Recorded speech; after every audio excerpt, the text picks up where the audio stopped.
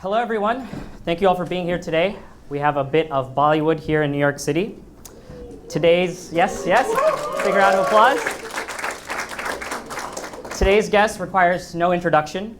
He's an acclaimed actor, director, singer-songwriter, producer, humanitarian, global icon. After co-founding XL Entertainment, he made his directing debut in 2001 with Dil Chahta Hai, which I'm sure everybody here has watched. He has starred in classics such as Rock On, Zindagi Na Milegi Dobara, Dil Dhadakne Do, and most recently, Wazir. He was recognized with the Filmfare Award for his Best Actor performance in Bhaag Milkha Bhaag. But his accomplishments outside of cinema are equally of note. He started the Mard campaign, which he'll talk about today, to bring attention to the important issue of gender equality and violence against women and girls in India. In 2014, he was selected as the first male UN Women Goodwill Ambassador for South Asia and has been an active part of the He for She campaign. A true global icon, a true global change maker. Please give a warm welcome, Mr. Farhan Akhtar.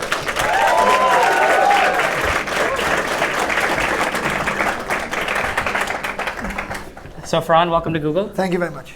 Hi, hello. How's it feel? Feels good? Feels good? Yeah. Feels good. So we're going to talk a little bit about your background, career, and how that kind of shaped then your creative process. Sure. And then get into a little bit about Mard and some of the other social initiatives that you're involved with. So you grew up in a family that's always been involved with Bollywood. So tell me about your journey as an actor. Did you always know that acting was in the cards, or what kind of drew you then to the cinema industry? I think from pretty much from a young age, we have a basic idea of what it is, where we'd like to end up, which world we'd like to belong to. And I always fancied entertaining people. So whenever there were guests over, I would always do things to make them laugh, and so I just get a certain degree of attention, I guess, as a kid. So my parents pretty much knew that he's going to go into film, from that time onwards. And when you're watching movies or you listen to music, you very rarely know what's going on behind the scenes. I mean, like now I've come to this amazing office that you'll have, and you see the amount of people who put stuff together. But when you're just using something, it's just really what you see. You don't know what all goes into the making of it. So you just know the actor, or you know the singer. You don't know the other people behind the scenes. So you're automatically drawn to wanting to be that person because that represents the film for you. So on that level, I think I always wanted to be in film. I always wanted to, at that point, I guess, be an actor because I didn't know what else you could do. But then, of course, as you start working and you start realizing there's many more things that put a film together, and sometimes even more important than just being the face of the film, so to speak. And that's when the whole writing direction thing. Yeah, I've heard this story about when you were in college that you kind of went on a binge Netflix back in the day with VHS, just watching movies. There was no Netflix, there was no net. So you had to just flick video cassettes from other people. But whatever I could get my hands on. My mum was a very avid collector of movies, so that helped. So when she was awake, I'd watch the ones that were rated good for me as a kid. And after she'd fall asleep, I'd go into the other drawer, which had all the adult films that I couldn't access at that time. So, I watched everything, and I'd watch them over and over again. And I was just very fascinated by it. And I would just imitate certain things of performances that I liked, and I was very into the whole the gangster thing. Then like films like Untouchables, or then the Godfather films, De Niro doing the classic, the American Italian mobster. So I used to do that a lot with all my friends. You're talking to me, so all that kind of stuff. And you got nothing, all that. I used to love all that stuff. So just constantly watching films. So then that transition from director to actor, obviously a change in mindset, a change in technique. What was most difficult there? Or did it naturally come from so many years of just absorbing, watching your idols, mentoring? What kind of there? I think so. I mean, apart from, of course, watching performances from of actors that you do appreciate and respect. Also working with them, I had directed 3 films before I started acting myself. So working closely and fortunately with actors who really know what they're doing, so be it an Amir, be it Mr. Bachchan in Lakshya, be it Hrithik, be it Shah Rukh in Dawn. So I worked with like a huge, with Priyanka, with Preeti. So when you're working with all these people, you see how they approach, and everyone comes with questions, comes with research, what it is that they'd like to do, mannerisms that they'd like to adopt. So it teaches you as well about if you were to do that job, what it is you kind of how you approach it and what you could be doing. So I felt pretty comfortable with doing Rock On at the time in 2008. Also, it was a world that was very familiar to me. It was set in Mumbai. It was about music that I enjoyed. So I kind of slipped into that film very easily. Yeah. And then Excel kind of has the motto of contemporary Indian cinema, not your traditional Bollywood love story. Your movies are all a little different. So what for you is contemporary Indian cinema, and what are you aspiring to then in your films? I don't know if there's like a standard definition of what that is, because it's constantly evolving, it's constantly changing.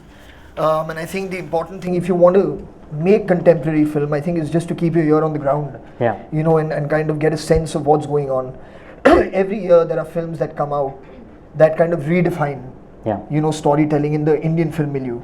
So it's just to keep looking out for what's changing, what people are reacting to, and then try and find stories or ideas that could kind of keep pushing it in this direction that story changing is kind of headed in. Yeah, so that kind of segues then into your creative process. So for you then, how do you sit down? I know you've sometimes talked about pegging onto a character and then identifying and building a story around that. Is there a different creative process as an actor versus your role as a producer versus a role as a director? And what for you kind of allows you to just sit down, concentrate, and then actually, envision the final if you product? really think about it, as a director, when anybody asks you, what do you do? You're actually not really doing that much if you think about it. You've hired, hopefully, people who know their jobs, and you're just telling them yes and no to things that they're bringing to you. So it really is just keeping an overview of what you want the film to feel like. And on some level, I guess, being probably the first audience to the movie. So it's like just watching a scene play out as you would on screen, but just keeping in mind that you have in your head how it's going to come together. So it's really a job of just giving people confidence, motivating them, inspiring them to do their best. And just taking whatever it is that once you brought them into that place where they feel like a family, where they feel like everyone is given the freedom and the confidence to contribute. Because everyone does want to do that. I've worked on certain sets when I was an assistant director, where you didn't have the liberty at all to go and share what it is that maybe you want to contribute to a scene, because you were too low down in the ranks, to say anything. And that troubled me. That would always stay with me, because you have, and I'm sure every single person who works on a film, so be it the camera department, be it the costume, hair, makeup, whoever it is, you expect the ideas to come from your cameraman and from the actors, but everyone has thoughts, and a good example of that is when we were doing Dil Chahta Hai. So we were all thinking of how do we shoot Saif's song. We had a really nice song, and I didn't want to get into that classic lip sync where these two characters just suddenly get up and start dancing. So Arjun Basin, who was the costume director on the film, he said, why don't they just go for a film and then watch this thing on a movie and just imagine themselves, in the film. And that's how it came together. Now, if this had happened on the set that I was on earlier, there's no way the costume director could have come up and said that idea to a director. So it's really important to keep your ears, mind open, because these ideas can really come from anywhere. So you don't envision then kind of start to finish and then organically add in parts. It's kind of for you. Actually, when I'm writing the script, it's very clear to me of what it is I'd like it to be like, and what I'd like it to look like. But eventually, it's other people who are going to do that for you. And all you can do is just keep answering questions. And that's really what you do as a director. As an actor, it's very different. You have just one sole purpose, which is to try and give the best performance that you can do.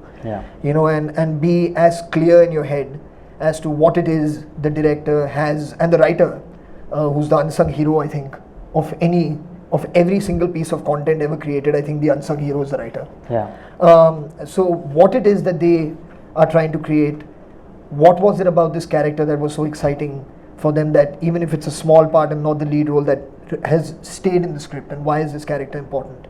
To try and understand all of that, and then follow that, make that dream, make that vision your own, and to be able to do it. Yeah. Is there a kind of a Hollywood actor or other global actor, Leo does method acting where he really gets into character for months at a time, that's somebody kind of that you try to emulate or see as a role model there?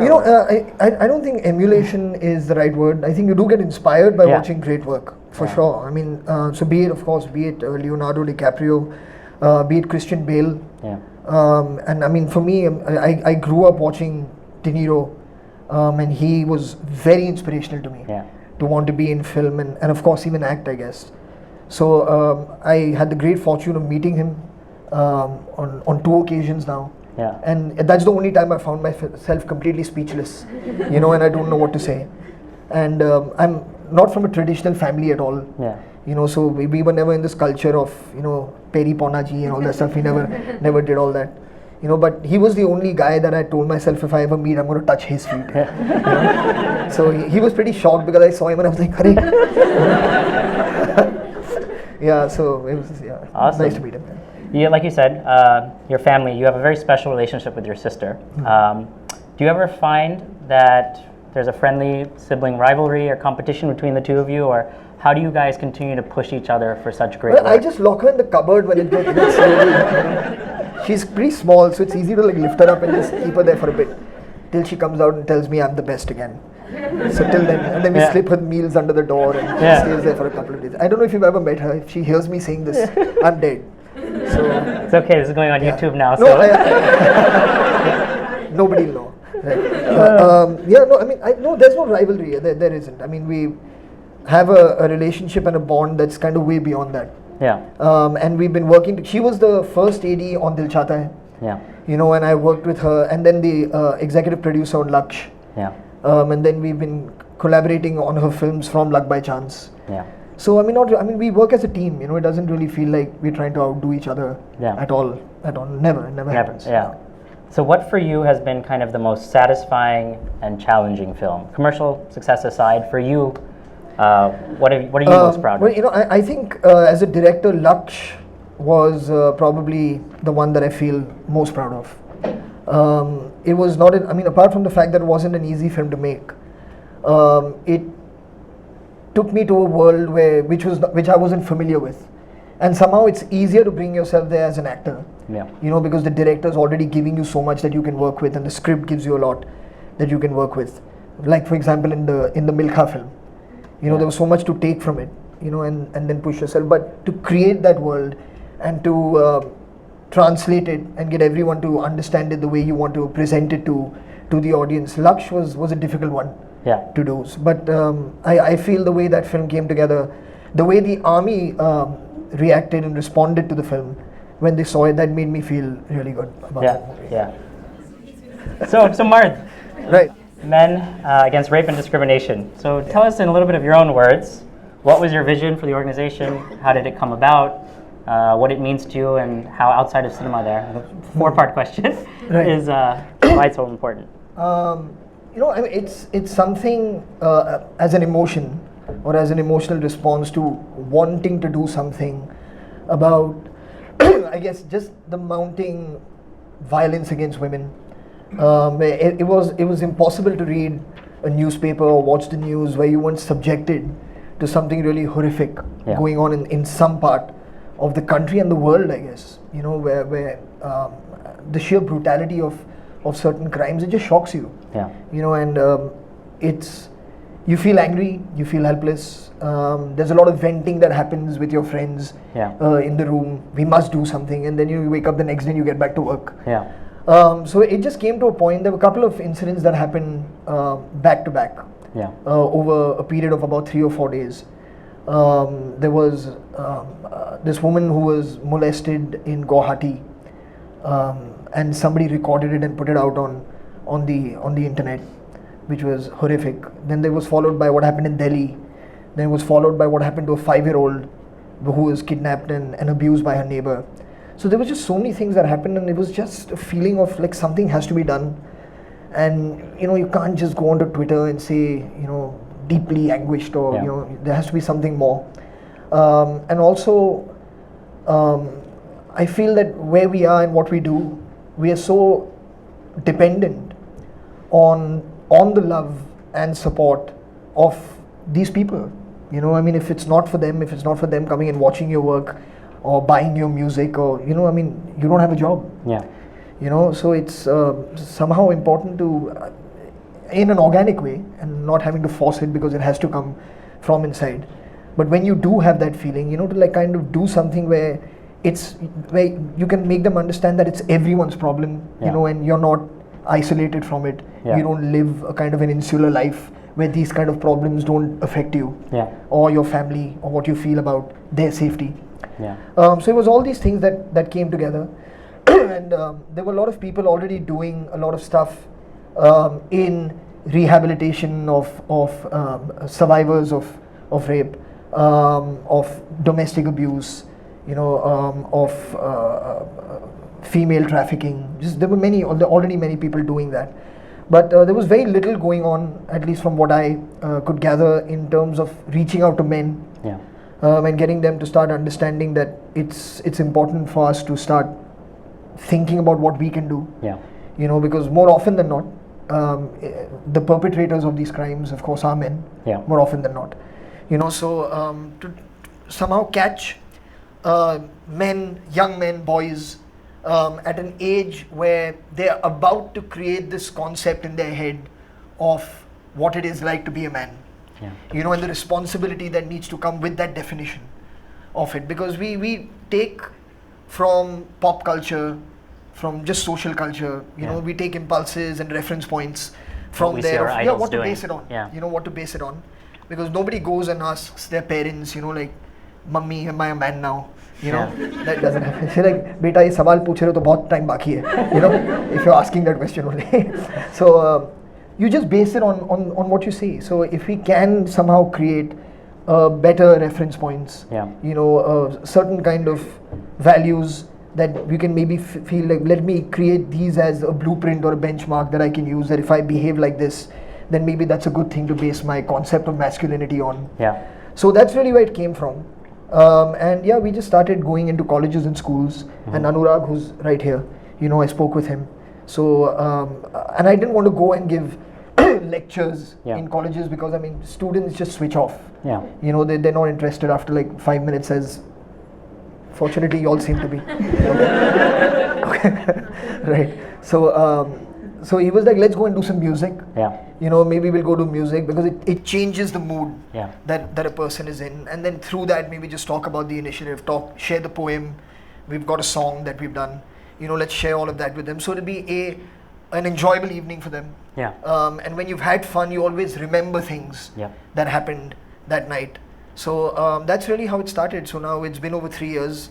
You know, we've been to colleges and schools all across India, and we will keep going. So that's really how it came together, to just kind of give young boys and young men, you know, a kind of a blueprint that they could access. And then we've seen in America grassroots movements, right? Whether it's electing the president in 2008, or Bernie Sanders this year, or even Donald Trump, right? If you start at the grassroots level, you can actually cause social change in society. So that's right. How are you engaging then with students after the fact? After a concert is done, or through the website? Or yeah, I mean, there is a website, you know, but the thing is that it really is something that people need to get inspired to do themselves. You know, and that's what we try to do. It's very difficult to follow up with every single student that you met. You know, but there is a website, and the thing is, I mean, what everyone needs to understand, and what we try and explain to them, that you know, if you go out saying that, oh, I want to change every single person, it's not going to happen. You know, I mean, but try and just find those 1 or 2 people who would listen to you. You know, because everyone does have that, whether it's in your family, if you just change maybe the way your one uncle thinks, you know, maybe the domestic help who's working in your house, the way, if there's a maid who works there, the way her husband is treating her, you can kind of maybe try and understand what she's going through, maybe educate her some more, you know, get her to start using the internet so she can empower herself. Which you partnered with Google with, right? So various things, you know, like that can happen. So that we do, but eventually we just try and inspire these people to find it within themselves to be able to do stuff, because it is, I mean, if this was the only thing that I did, you know, then probably I would have had time to follow up with people about what they do.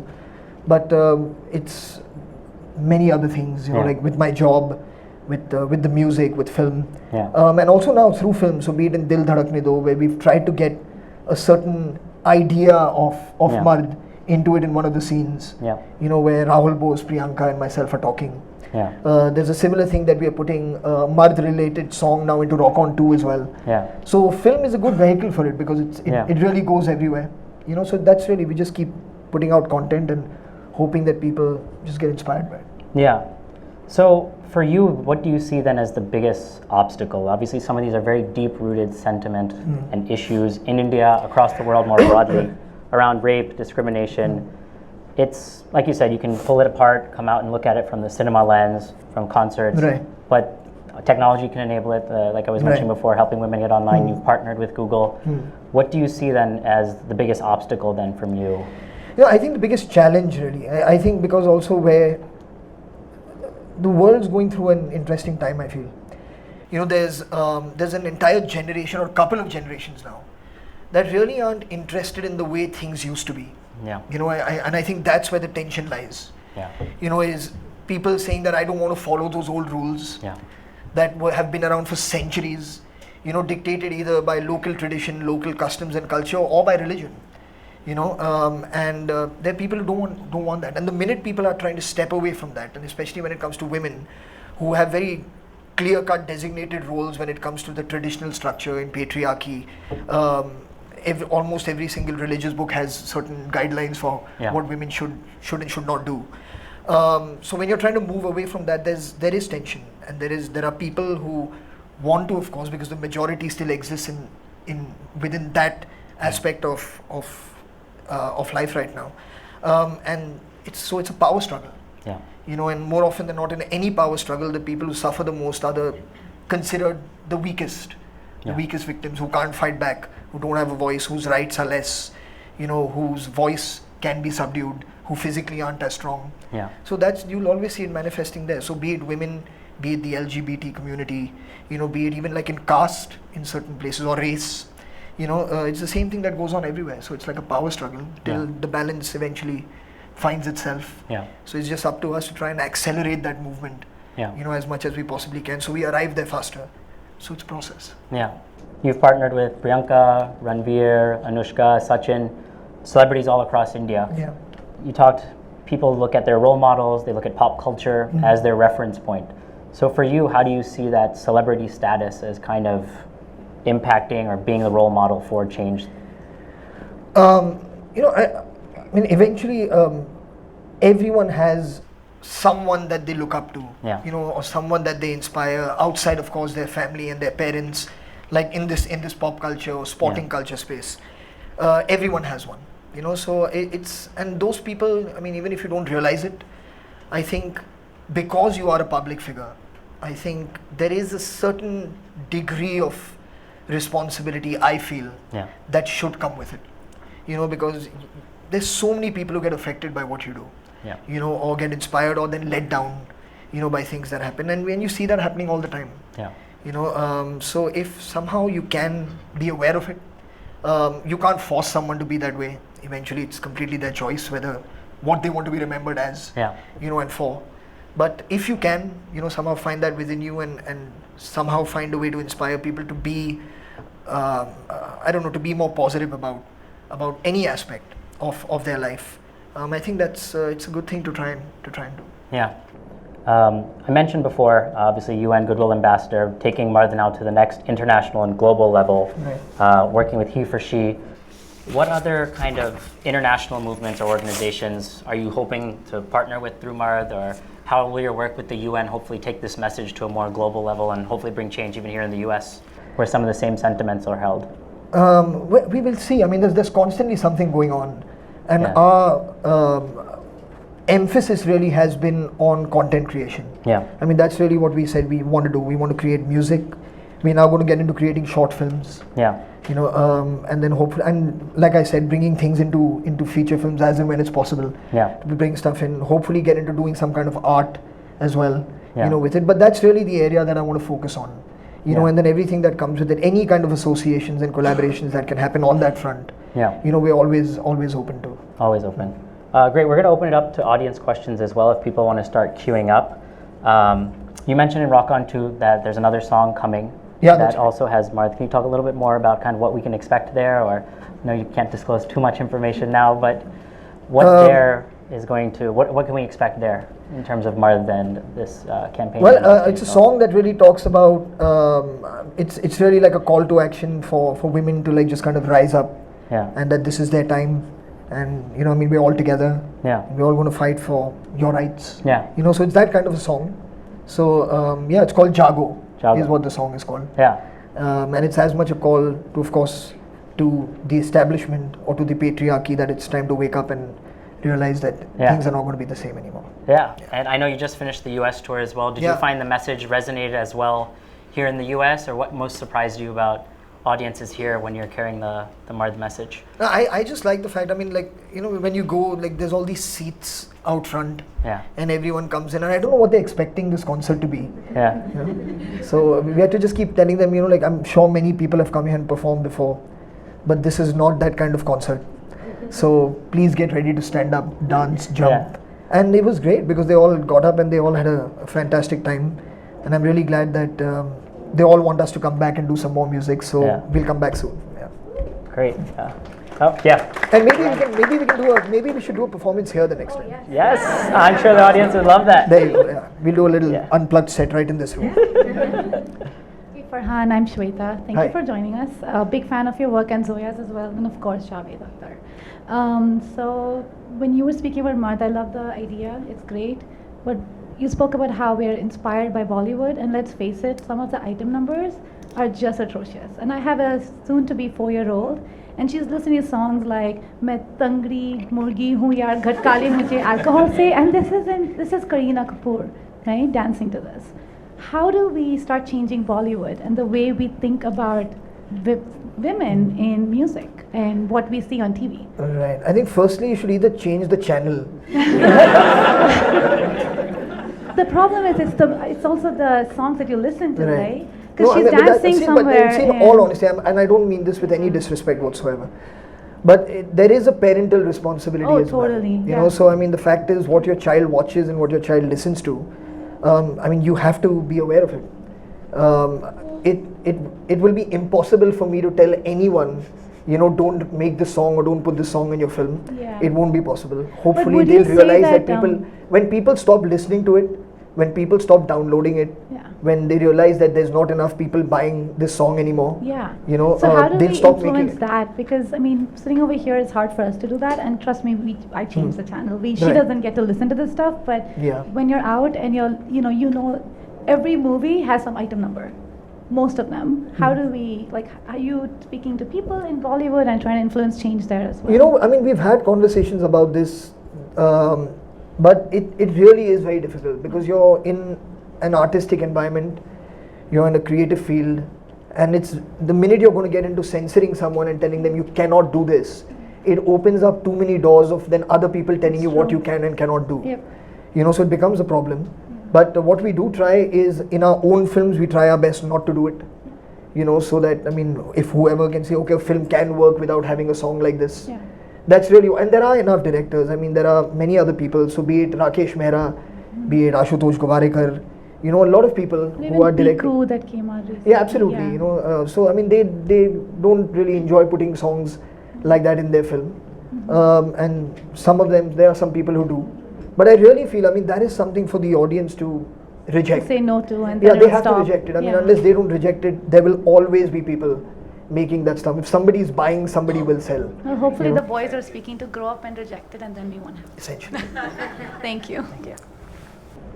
Hi, I'm Sanjay. It's a pleasure to meet you. Big honor. You mentioned something that was interesting, and I've been thinking about it a lot as well. So like my mom and dad watched like Aradhana and Sholay like 15, 16 times at the movie theater. That type of behavior doesn't occur as much anymore with the new generation, at least in the United States. Maybe it does in India. I'm not privy to it, but I'm curious, like the platform of cinema, does it shout in the same way that it did back then? And if it doesn't, then like what other mediums are now on the rise? Right. You know, I do feel that it resonates the same way, but I feel the way people are experiencing a movie now has changed. When you talk about your parents, so I talk about even when I was a teenager, I really had not much of a choice apart from going to a theater to watch a film. which is why films ran for 50 weeks, Right. 100 weeks, because if you wanted to watch it, you had to go to the theatre. I mean, I know people who watched Zindagi Na Milegi Dobara 75 times, once in the theatre, Nice.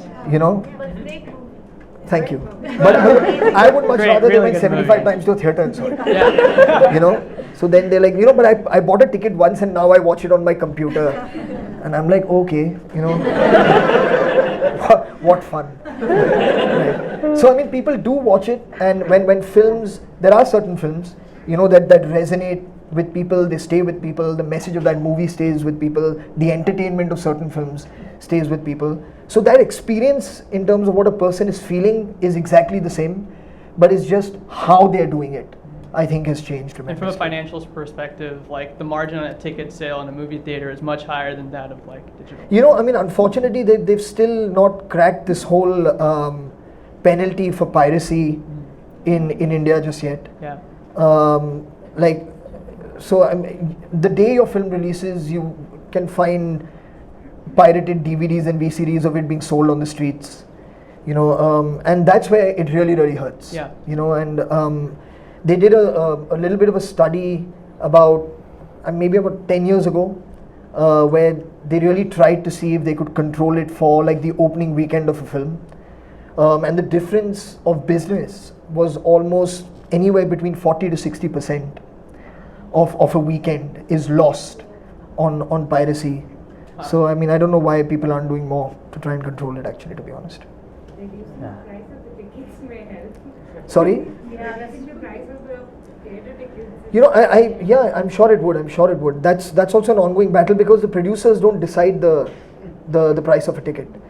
There is the theatre owners, their chain, and eventually, I mean, if you have to release your film, I mean, those are the people you go to. So there are many problems like this. There are problems in terms of percentage sharings between the producer and here it's a standard 50-50% that goes between the studio and the theatre chain. In India, it keeps changing. You get 50% only in the first weekend, then it goes down to some 42%, then it goes down to 35%, then it's some 20-some%. So actually, if it's doing well, and if it has long legs, you actually end up making a lot less than you would have. So if a film opens to say a 50% collection and everybody's like, you must go see it, by the time it comes to the second weekend, we are making a lot less and the theatre's making a lot more. So there are many issues like that, but I do agree with you. I do feel that the ticket prices are a bit much, and they probably force a lot of people to stay out of the theatre. I do agree with you. Thank you. Hey Farhan, this is Ashab. Really honored to meet you. One of your biggest fans, actually. Thank you.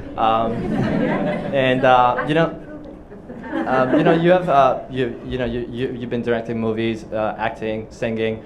I just have a two-part question. So the first part, so you played Milkha Singh in one of the movies, Bhaag Milkha Bhaag, and I just wanted to ask you the experience you had making it, because it must be really difficult. And looking at your performance, it was amazing. So what did you do to prepare for that role? Like, did you talk to Milkha Singh, and how did you come about with it? I spent probably 3 days with him before I got into prep on that film. And then when I realized what his life was like, what all he had to do, and understood what it is that I'd have to kind of put myself through to be able to look like an athlete, I contacted the first VFX house that I could and said, I'll just wear a green suit, give me a body. I was very inspired by his story, and there was something that unlocked in my head, and I just felt like whatever needs to be done to get this right, I should do. So at no point in that film did I ever feel like it's too much. At no point did I ever feel like giving up. At no point did I ever feel like, man, I can't do this anymore.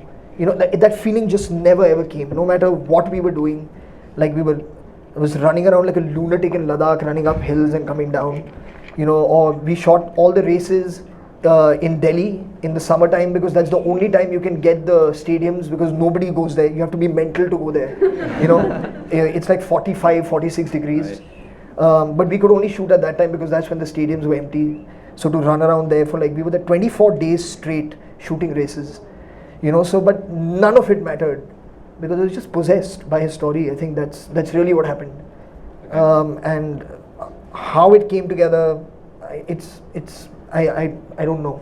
I don't know how to explain it to you, apart from the fact that I was just a bit possessed at that time with wanting to get it right. Yeah.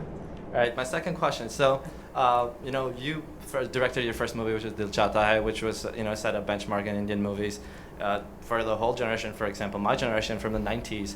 And the last time we saw a movie from you was Dawn 2, which was 2011. Yeah. When are we going to see you come back in the director's seat next? Soon, I guess. I mean, it's something that I do enjoy doing. What's happening right now in my life, I mean, apart from the music, is also there's like a wonderful flow to the work that's happening of working with directors whose movies I've enjoyed, with on scripts that I won't get to work on as a director because, I mean, somebody else is making it.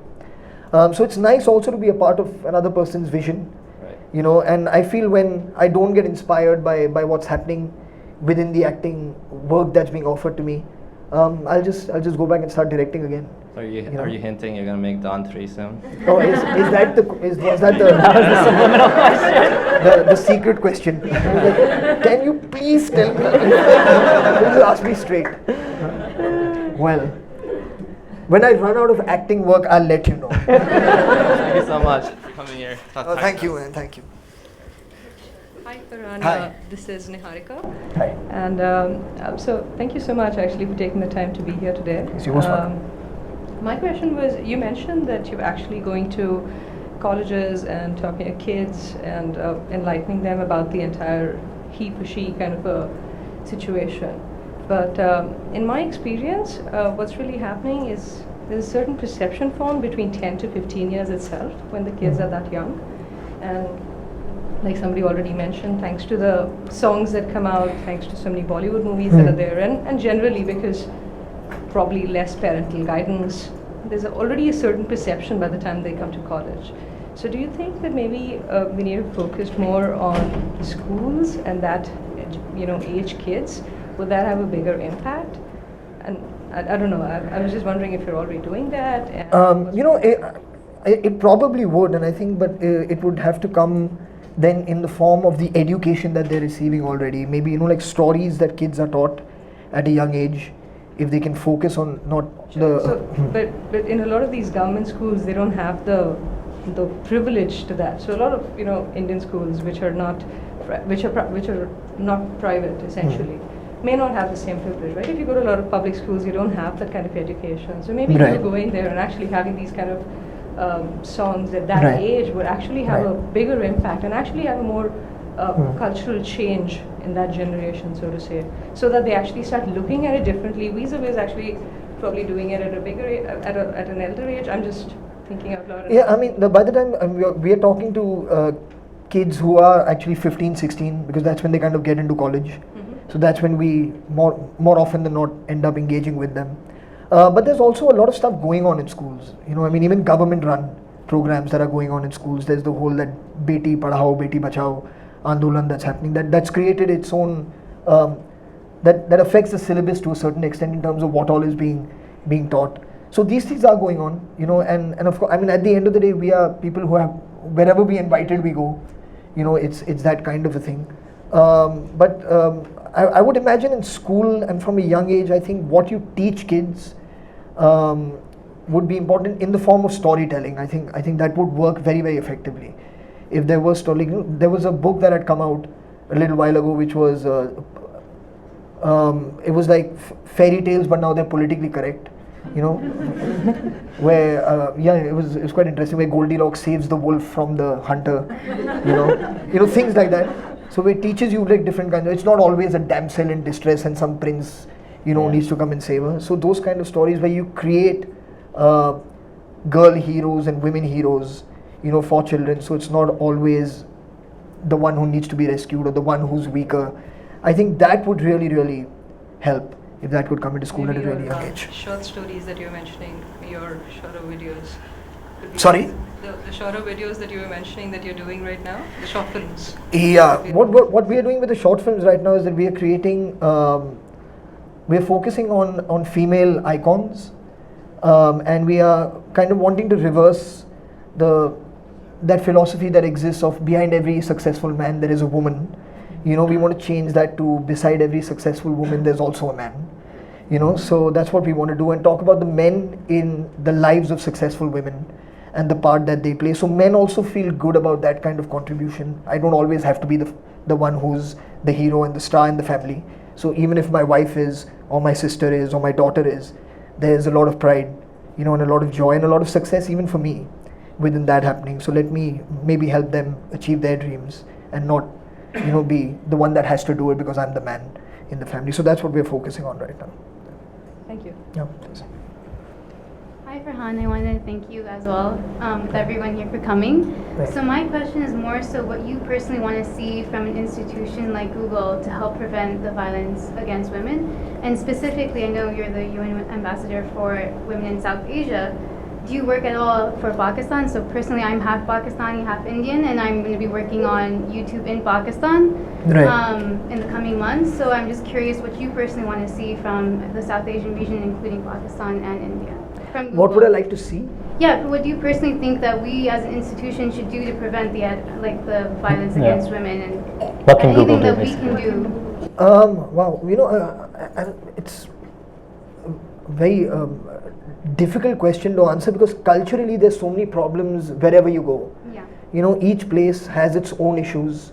So I do imagine, I mean, although on some level culturally India and Pakistan are very similar, you know, but then again I guess on the basis of there are certain issues that come with certain religions, I guess, you know, of having to be a certain way, and I feel challenging those ideologies I think is probably the biggest challenge that any country that is founded on any principles of religion faces. Sure. You know, so I think that's possibly Pakistan's biggest challenge. Yeah. Is how to kind of counter that, because there's a lot of do's and don'ts Yeah. that comes with being part of a certain culture, and I think that's the big challenge. So what you can do, I'm sure you have 100 ideas Yeah. that you could enlighten me with, you know, and if there's any way that I can help you get those ideas out further and reach more people, I'd be glad to. That would be great. I mean, specifically then for India, what do you think that we can do besides just awareness to help prevent the violence against women? So not. Well, I think education, I think where really the important thing, the answer lies in education and in educating kids, and just getting them to understand basic values, you know, just basic human values at a very young age. And if we can do that, and that has to come into like we were just discussing, whether it's from a young age into stories, or how a family treats the girl child vis-a-vis the boy child at home, the freedoms that you give them, and all these things. I mean, eventually there will be a generational change. There are people who are too far gone now, you know, to try and change them. So let's forget about them, you know. But the ones who are coming and the ones who will be now leaders in their fields and the opinion makers of tomorrow, those people have to grow up with a different mindset from the ones before them, and that can really only happen through education. So whether you put out whatever it is, I mean, everyone now is on their phone, you know, is on a tablet, you know, is on their computer. Social media. So whatever you can put out there, you know, to help educate them to be able to understand this in an engaging way, in an entertaining way, that creates dialogue, that creates curiosity about wanting to know more. I think that's really where the challenge lies for all of us to keep doing that, because that's the only way I know that it can happen. Thank you. Yeah. Cheers. My name is Anita. Yes. I have just. Ma'am, there is something really troubling me on both sides. Can I just come and fix that mic? Thank you. Thank you so much.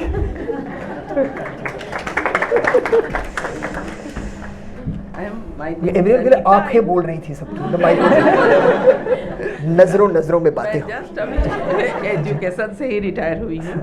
Principal थी मैं inter college oh, I see. ऐसे India में। जी। लेकिन मैंने ऐसा feel किया है कि पिक्चर से लोग ज़्यादा बुराई ही सीखते हैं, अच्छाई क्यों नहीं। तो आप एक ऐसी पिक्चर बनाएं जो कि बच्चे उससे आगे बढ़ें, माने उससे सम एजुकेशन लें।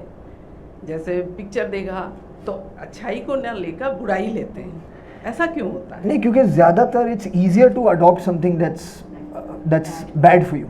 Then you make No, but that's one the truth. I mean, picture, if you just take तो any vice, social you take आपका smoking, topic है कि drinking. social you change. know, it's the same thing. Change कैसे change आएगा? नहीं, कोशिश तो करते हैं, कोशिश करते हैं हम, मतलब आज भी इंडिया में अब सही हो रहा है, तो फिर आप तो कुछ भी तो ऐसे पिक्चर के बहाने आपका मीडिया बहुत बड़ा है, आप चाहें तो एकदम छोटे से चीज़ से बहुत लोगों को कवर कर सकते हैं जो हम लोग नहीं कर सकते जी। तो आप ऐसी पिक्चर बनाएं जिससे कि बच्चों पे इम्प्रेशन हो और बच्चे अच्छाई सीखें, बुराई नहीं जी। क्योंकि बुराई पे आप ऐसा प्रेशर डालें कि वो बच्चे को लगे कि वो मगर सच मेरी बुरा है। कौन सी फिल्म है जिसमें आपको लग रहा है कि मैं बुराई का मसीहा बन चुका हूं?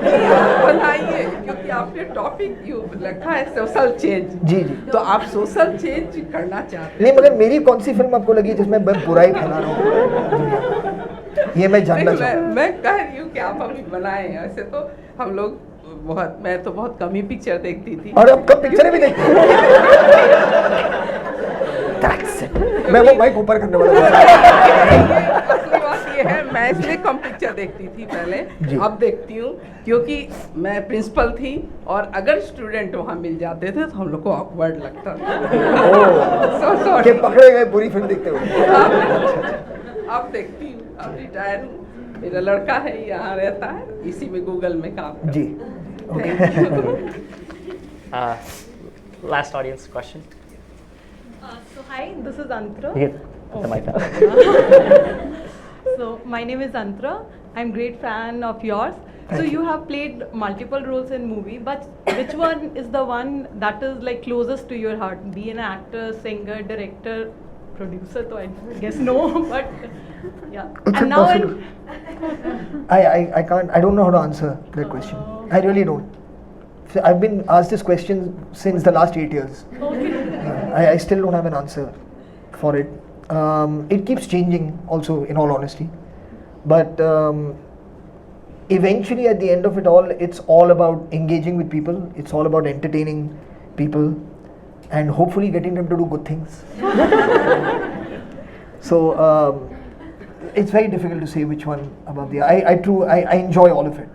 And the minute I stop enjoying any of it, I'll stop doing it. So that's really what it is. I feel like your ideas are really important and I've learned a lot today. Do you have any intention in making a film geared towards American audiences? You know, I don't really think of film like that, to be honest with you. What happens is, I mean, as an artist, you get excited by either what's offered to you as a script or then an idea that you have. And on some level, we are, I guess, bound by the constraints, for whatever it's worth, at least in the mainstream in India, by the language that we have to make our film in. You know, so there's a certain challenge that comes with taking that across to an audience that maybe would watch it if it was an hour and a half. You know, but our films tend to be longer. You know, they do. You know, that's a fact. Also culturally different because of the song and dance. So it becomes somehow maybe not taken as seriously. You know, because of that aspect of it. But the hope really is that it could reach out to everyone. We watch foreign language films all the time. You know, we watch them with subtitles, and at no point do we feel that, oh, I don't want to watch that film because it's in Korean, you know, or it's in Spanish, or it's in English. You know, you don't feel like you don't want to watch it. So hopefully we can excite people to watch our films for what they are. There is, of course, an understanding of that you'd want it to have some substance that could resonate with those people. That I do understand and appreciate.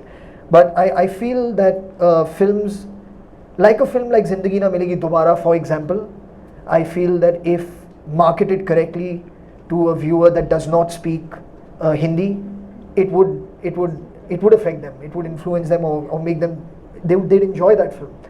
So the challenge of marketing it then lies with somebody else, you know, and hopefully that is something that we can crack, because that is an area I feel that Hindi films have still not found their feet on how to make it exciting for people who are not Indian, you know, or not from the subcontinent to be able to come in and enjoy their work. Yeah.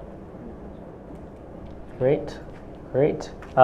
So last question. Yes. Favorite dialogue from a movie that, or a poem, or few words to leave us with. Kuch shabd.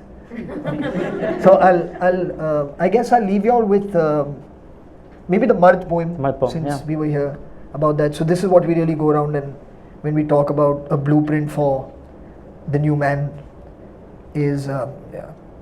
So it goes, जिसकी आंखों में है जगमगाती हुई जैसे गहरी शराफत की एक रोशनी, जिसके अंदाज में एक तहजीब है, जिसके लहजे में नरमी है, शब्दों में तमीज़ है, जिसके दिल में भी और जिसकी बातों में भी औरत के वास्ते पूरी इज्जत भी है, पूरा आदर भी है, जिसको औरत के जीवन का तन मन का सम्मान है, औरत के आत्मसम्मान का जिसको हर एक पल ध्यान है, जो कभी एक पल भी नहीं भूलता, औरत इंसान है, जिसमें अपनी भी पहचान है, जिसमें हिम्मत भी है, जिसमें शक्ति भी है, जिसमें गौरव है, आत्मविश्वास है, जो अगर साथ है, जो अगर पास है, उसके होने से औरत को अपनी सुरक्षा का एहसास है, जो औरत का एक सच्चा साथी है, एक दोस्त है, एक हमदर्द है, सच तो ये है, वही मर्द है।